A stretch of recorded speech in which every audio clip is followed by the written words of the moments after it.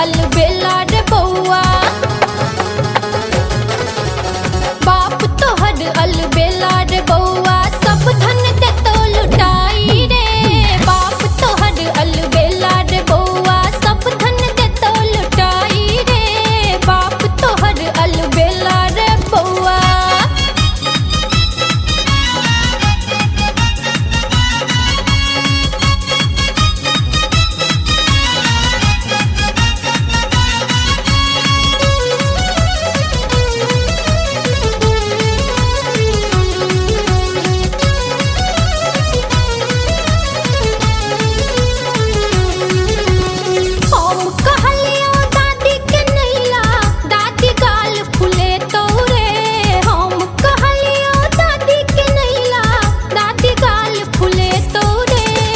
सबसे बढ़िया नानी के अन्नी है,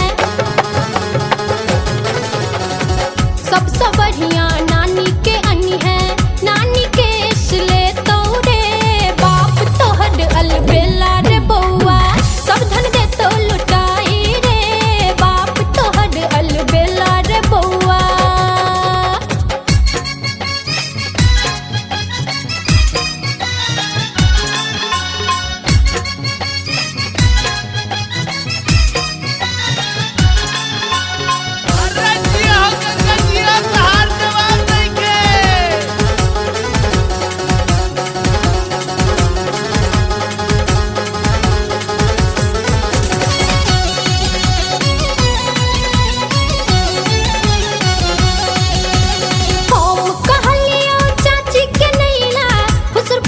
बतिए तो रे हम कहलियो चाची के नैला, फुसुर फुसुर बतिए तो रे। सबसे बढ़िया मामी के अन्नी है,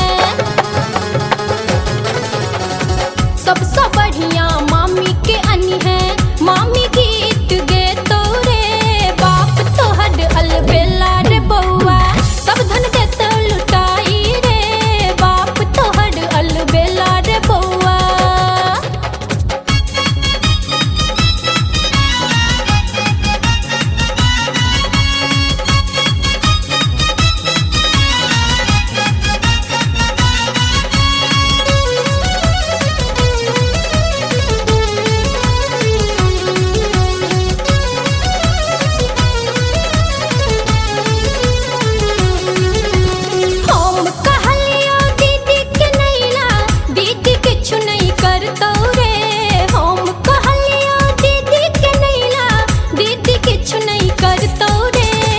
सबसे बढ़िया मौसी के अन्नी है,